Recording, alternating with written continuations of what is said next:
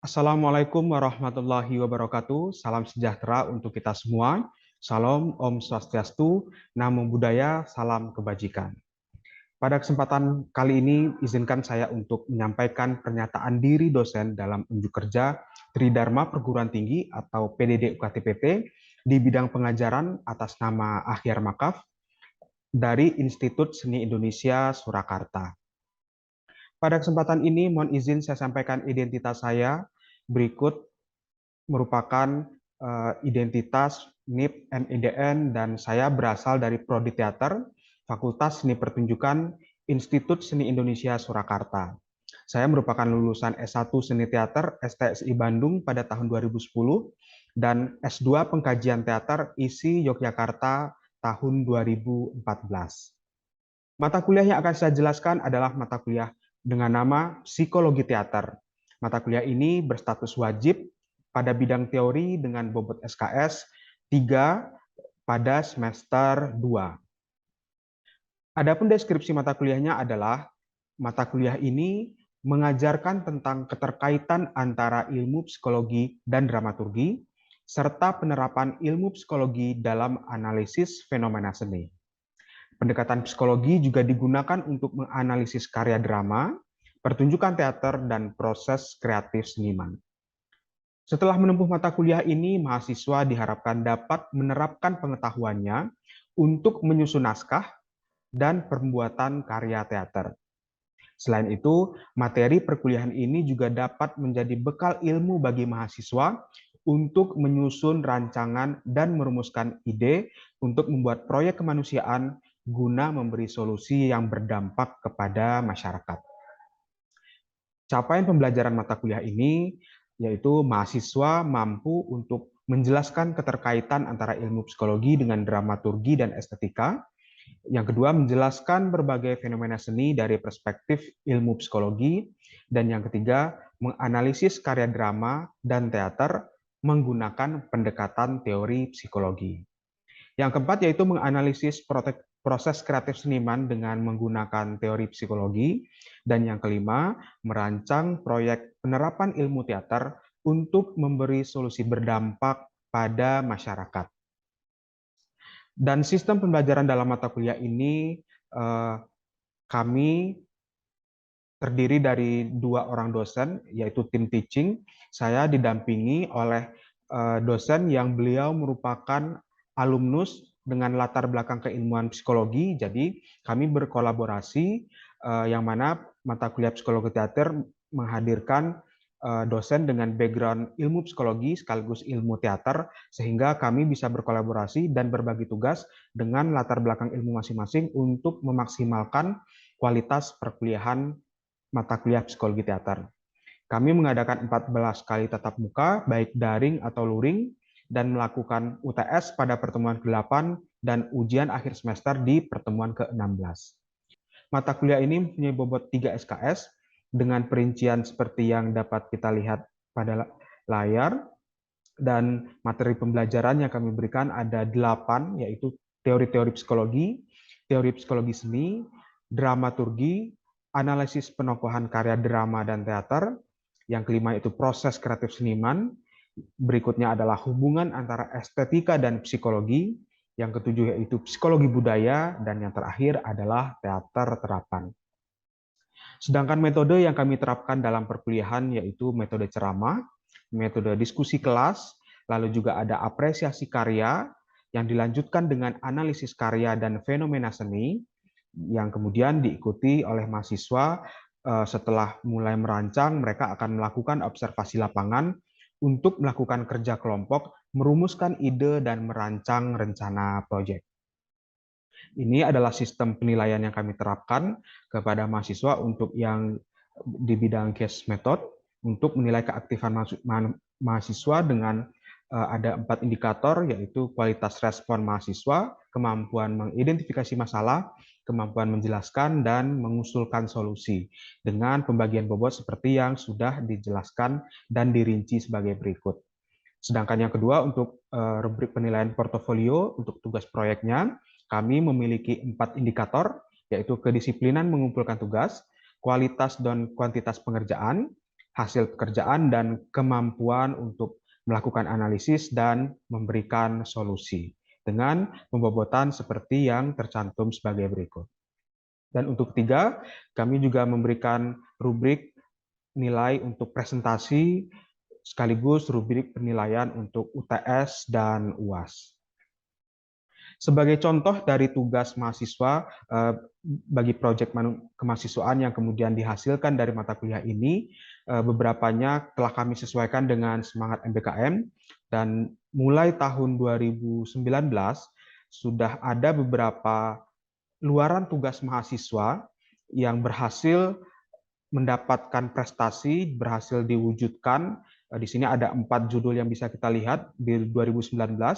Ada artikel hasil kegiatan mahasiswa tentang seni teater sebagai terapi psikologi bagi anak dengan HIV/AIDS di Surakarta, dan berhasil menjadi juara 1 pemilihan mahasiswa berprestasi di tingkat ISI Surakarta.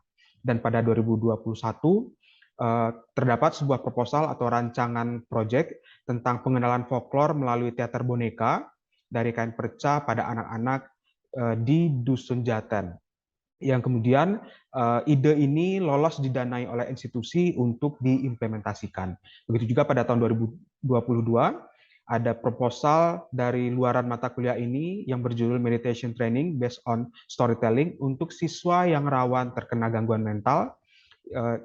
Proposal ini mendapat juara di tingkat institusi dan kemudian diajukan pada kegiatan program kreativitas mahasiswa di tingkat nasional. Dan berikutnya pada tahun ini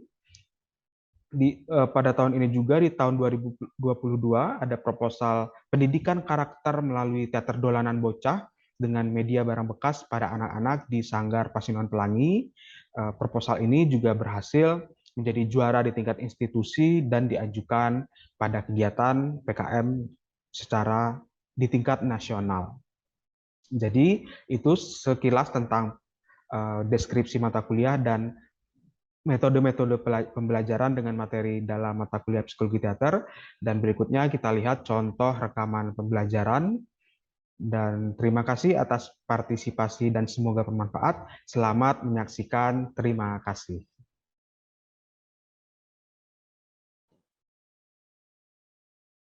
Selamat pagi teman-teman. Assalamualaikum warahmatullahi wabarakatuh. Salam sejahtera untuk kita semua. Om Swastiastu, Namo Buddhaya, salam kebajikan.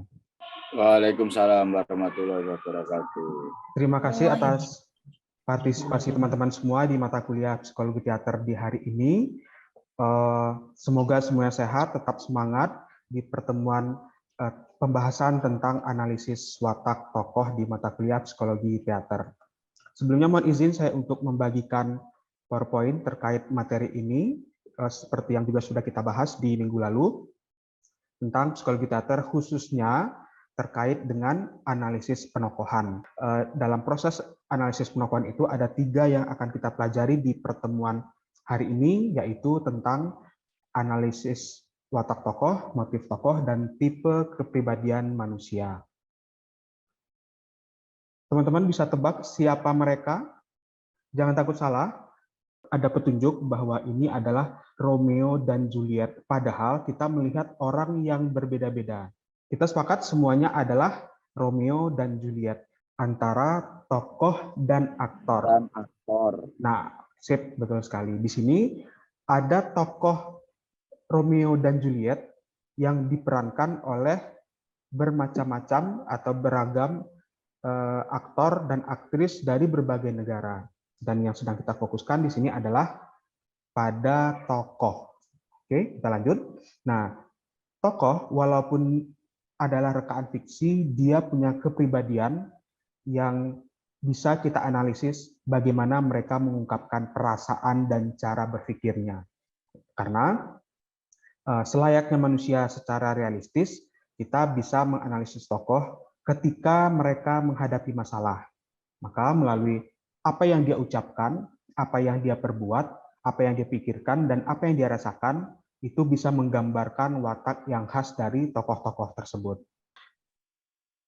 Kalau tadi dari perbuatannya, secara detail kita lihat lagi pada dialog atau apa yang dia ucapkan. Jadi apa yang tokoh itu tuturkan, lalu jati diri yang terlihat dari tuturan tersebut, nada suaranya, penekanan dari kata-kata yang dia pilih, dialek yang dia gunakan, kosakata yang dia pilih untuk ucapkan, itu kemudian akan memperlihatkan kualitas mental dari tokoh-tokoh tersebut. Nah, selain tadi ada dialog, ada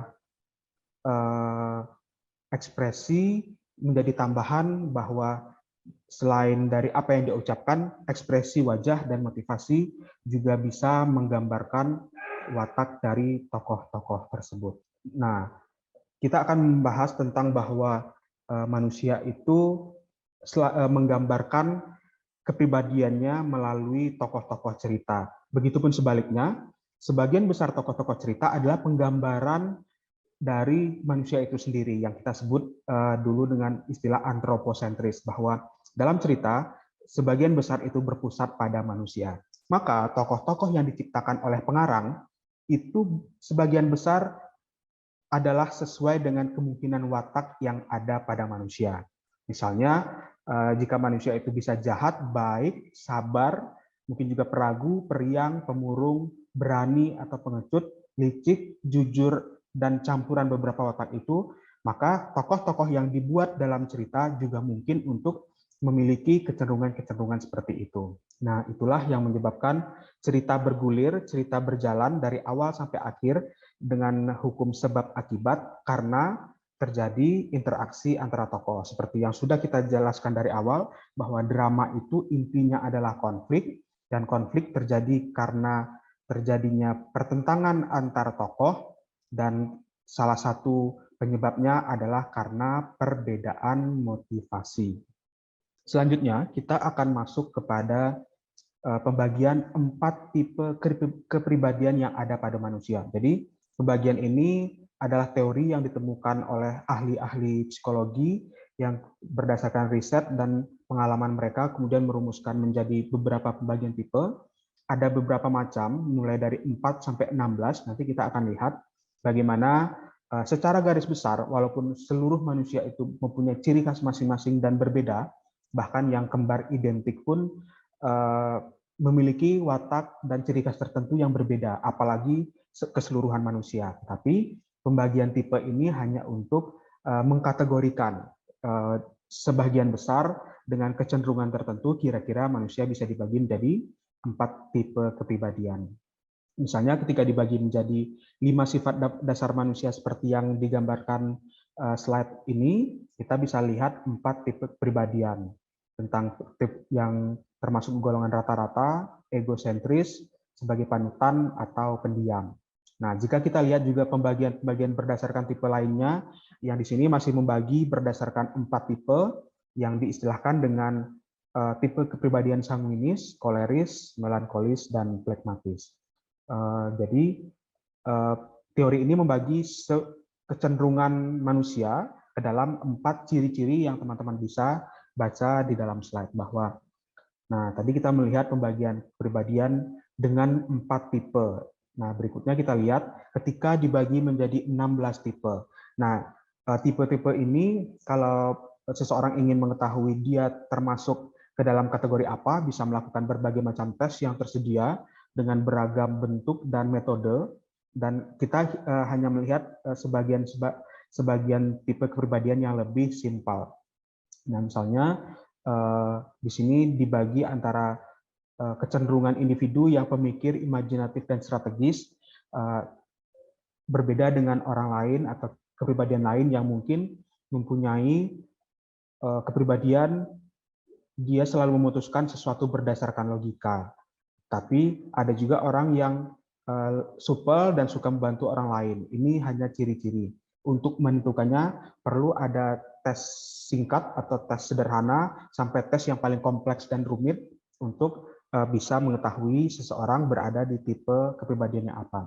Tapi yang paling penting ketika kita melihat sebuah tokoh yang diciptakan pengarang atau ketika kita menciptakan tokoh, maka varian dari sifat-sifat manusia itulah yang kita kombinasikan sehingga sesuai dengan apa yang ingin kita sampaikan dalam sebuah cerita. Emosi yang lebih spesifik begitu. Misalnya marah itu tentu ada beragam, misalnya marah karena menjadi mencela atau menjauh, marah karena frustasi atau menjadi agresif, marah karena di sini ada gila, benci, terancam, atau karena sakit. Jadi banyak hal yang menjadi latar belakang dari sebuah kemarahan. Misalnya sakit itu juga karena marah, sakit karena hancur dan malu juga bisa. Jadi begitu juga dengan bahagia, bahwa bahagia itu terbagi menjadi beberapa macam, dan misalnya kita lihat bahagia karena optimis, itu dibagi lagi menjadi emosi bahwa dia adalah karena emosi terbuka dan terinspirasi. Jadi dari materi yang kita bahas dari awal, kita bisa melihat bahwa tokoh itu bisa dianalisis wataknya dengan melihat motif-motif yang dilakukan atau yang terjadi pada tokoh, dan kemudian menghubungkannya dengan tipe kepribadian manusia yang ada di kenyataan. Di sini kita bisa melihat hubungan antara kenyataan, realita di keseharian, dan realita pada watak tokoh yang ada dalam cerita. Walaupun cerita itu bersifat imajinatif, terutama tokoh-tokoh yang diciptakan secara imajinatif, tapi kita bisa melihat bahwa apa yang terjadi pada mereka itu dekat dengan keseharian atau kenyataan. Itulah makanya kenapa cerita Romeo dan Juliet itu bisa diterima di banyak bangsa dan banyak suku, karena tadi dia membicarakan masalah yang universal dengan sifat dasar manusia yang juga universal dan emosi-emosi yang juga universal. Jadi itulah bagaimana tokoh diciptakan itu menjadi fleksibel, karena tadi motif tokoh itu universal dan tipe kepribadian manusia itu juga sebagian besar universal. Ketika kita sudah membahas tentang tipe kepribadian manusia dan roda emosi yang ada pada manusia, kita lanjut bahwa kalau tadi siapa mereka, kita sebut dengan Romeo dan Juliet, kalau ini siapa mereka? Ini tokoh apa dan siapa? Silakan bagi yang bisa menjawab, gambaran dari superhero. Ya, betul. Ada Wiro Sableng, siapa lagi? Gundala. Ada Gundala, siapa lagi? Saras. Saras 008, lebih lengkapnya itu ya namanya ya. Ada lagi? Godam. Betul, betul ada Godam. Ada yang tahu ini? Sri Asih. Ya, betul, Sri Asih. Kalau yang ini, ada yang tahu? Nggak tahu, Pak. Nah, ini Panji manusia Robin. milenium. Nah, jadi di sini kita bisa lihat ya. Nah, tadi kita ambil contoh yang universal, kita sekarang ambil contoh yang Indonesia atau Nusantara. Bahwa secara motivasi, manusia itu bisa terinspirasi atau termotivasi dengan tokoh-tokoh superhero. Nah, secara lokal, penulis-penulis atau pengarang di Nusantara, di Indonesia, menciptakan beberapa tokoh, kita bisa lihat di sini. Kelima ini adalah tokoh Wiro Sableng, walaupun pemerannya atau aktornya berbeda-beda. Nah, bagaimana superhero rasa lokal ini diciptakan oleh pengarang dengan menyesuaikan 3 dimensi tokoh, mulai dari dimensi psikologisnya, dimensi fisiologisnya, dan juga dimensi sosiologisnya. Walaupun ada beberapa tokoh yang mungkin kita lihat agak terlalu rasa kebarat-baratan, misalnya dari tokoh-tokoh beberapa di Gundala ini, itu kan ada beberapa tokoh yang terinspirasi secara fisik dan visual dari tokoh-tokoh superhero dari luar negeri, ya. Begitu juga dengan Panji dan Saras. Tapi kita bisa lihat bahwa secara kreativitas tidak ada salahnya ketika kita menciptakan tokoh yang dekat secara psikologis dengan lokalitas, begitu juga dekat secara sosiologis dan fisiologisnya. Misalnya kita bisa membayangkan bagaimana tokoh-tokoh superhero yang menjadi impian dan motivasi bagi orang ketika mengapresiasi sebuah drama atau cerita, dan kemudian kita bisa lihat bahwa tokoh itu diciptakan mungkin mendapat pengaruh dari superhero asing atau dari luar negeri, tetapi yakinlah bahwa akan ada unsur-unsur yang disesuaikan. Jadi 3 unsur itu pasti ada yang disesuaikan. Misalnya dalam tokoh Sri Asih kita lihat bahwa secara fisiologis dengan kostum dan lain-lain, dengan perawakan dan lain-lain, itu sudah menggambarkan ada unsur lokalitasnya. Begitupun sosiologis dan psikologisnya. Mungkin untuk psikologis akan terlihat jelas dari tokoh Wiro Sableng ketika tokoh yang selengean itu atau tokoh yang unik dan aneh yang memang menjadi ciri khas tertentu dari cerita-cerita lokal, misalnya ada tokoh Kabayan dan lain-lain, bahwa cerita lokal Indonesia itu identik dan terkait dengan hal-hal yang justru unik. Nah, hal unik itulah yang menjadi nilai lebih ketika tokoh superhero selain mempunyai kelebihan-kelebihan yang diimpikan dan diidealkan manusia, ternyata mereka juga ada sisi manusiawi yang menjadi ciri khas lokal. Kira-kira begitu. Mohon izin saya bagikan link untuk kuis dan presensi di pertemuan hari ini. Teman-teman sudah bisa akses, ada di kolom chat. Silahkan diisi, nanti jawabannya akan kita bahas langsung dan diskusikan di akhir perkuliahan ini. Mohon kabari jika ada kendala bagi teman-teman yang gagal mengakses link. Screen jawaban yang sudah masuk, ada 6 jawaban tentang Mr. Bean adalah seorang, sampai 8 jawaban masuk, semuanya masih betul, bahwa Mr. Bean adalah tokoh. Jadi bukan aktor, bukan komedi, bukan pemeran, tetapi Mr. Bean adalah tokoh, karena aktornya bernama Rowan Atkinson. Nah, dari sisi penggambaran watak tokoh dalam sebuah karya drama, dapat diidentifikasi melalui ada jawaban psikologi tokoh, betul, yang kita cari adalah tentang psikologi tokohnya. Nah, kita bisa melihat dari kebiasaan orang tersebut, kita bisa lihat, nah ini yang lebih tepat, jawaban nomor 3 dari Nika. Kita bisa lihat dari narasi pengarang, dari dialog dalam teks drama tersebut, komentar atau ucapan tokoh lain terhadap tokoh tersebut, dan latar yang mengungkapkan watak tokoh, betul. Nah, bisa juga dari dialog, sifat, narasi pengarang, dan dialog tokoh. Sedangkan kalau fisiologis, psikologis, dan sosiologis, itu memang secara umum. Nah, sedangkan kalau untuk watak tokoh adalah pada perilaku, tindakan, dan apa yang dilakukan tokoh-tokoh tersebut, terutama pada saat-saat genting. Nah, sebutkan sifat manusia yang bisa dihadirkan pada watak tokoh dalam cerita. Nah, ini hampir semuanya betul. Nah, cuman teman-teman jangan terjebak dengan bahwa protagonis itu jahat, protagonis itu baik, antagonis itu jahat, protagonis itu penengah, misalnya gitu. Karena yang kita bahas adalah sifat manusia. Jadi yang tepat adalah bahwa tokoh itu juga bisa mempunyai sifat pendiam, pemarah, sombong, jahat, baik, pemarah, temperamental, baik hati, sombong, rendah hati, periang, sedih, culun, penakut, sabar, pantang menyerah. Nah, itu yang tepat.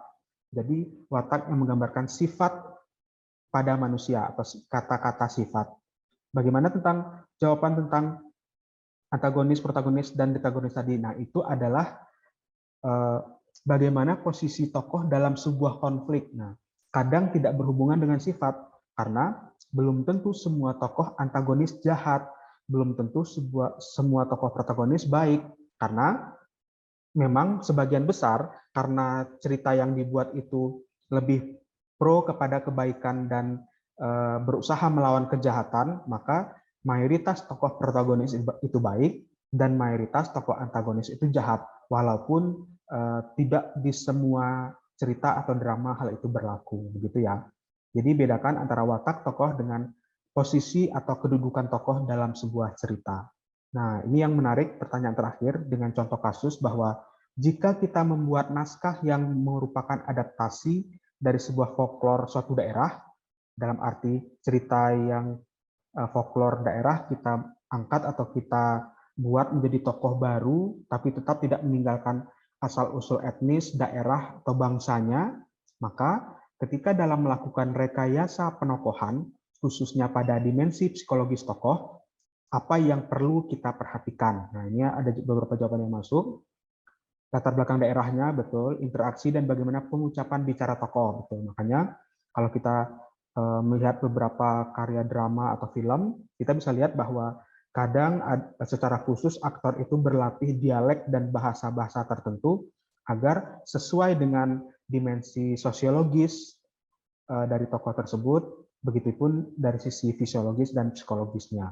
Ada satu lagi tambahan dimensi, tapi mungkin masih terkait dengan sosiologis, yaitu dimensi antropologis dari tokoh yang ada. Nah, untuk yang bersifat folklor dan etnis ini, mungkin sisi antropologis perlu ditambahkan untuk membahas dimensi antropologisnya. Itulah sebabnya ketika teman-teman di prodi teater itu dibekali dengan ilmu psikologi teater, sosiologi teater, dan antropologi teater. Kita lihat lagi jawaban tadi. Bisa dengan observasi, betul, dengan mendalami dan mencari tahu bagaimana sifat-sifat tokoh. Mungkin hanya bukan sifat-sifat tokoh, tetapi bagaimana kecenderungan masyarakat yang ada atau yang menjadi latar dari cerita tersebut. Misalnya tadi kita di awal kita bicara tentang bagaimana penekanan kata-kata. Mungkin di etnis tertentu, kata-kata yang ditekankan atau yang disampaikan dengan emosi yang lebih, mungkin itu biasa-biasa saja. Berkebalikan dengan etnis lain yang kemungkinan bahwa penekanan kata-kata itu berhubungan dengan emosi marah. Nah, itu juga nanti bisa disesuaikan dengan dimensi sosiologis dari tokoh tersebut. Maka dalam menciptakan tokoh yang berasal dari folklor, keseluruhan dimensi itu perlu dibahas dan perlu dicermati dengan lebih detail. Bahkan lebih baik jika ditambahkan dengan satu sisi lagi, yaitu sisi antropologis yang menjadi bagian dari sisi sosiologis. Jadi lingkungan dan adat istiadat atau etnisitas dari tokoh tersebut juga diperhatikan. Di sini ada jawaban tentang karakter, cara pandang, dan mental, betul. Lalu ada penekanan nada dalam berdialog, nah ini tepat sekali, cara berbahasa, gestur badan juga betul, dan ciri-ciri khas dari daerah tersebut. Nah, bisa juga tingkah laku dari orang daerah tersebut, perilaku, juga tentang usia, mental, perilaku secara ilmiah dan alamiah mungkin ya, secara alami.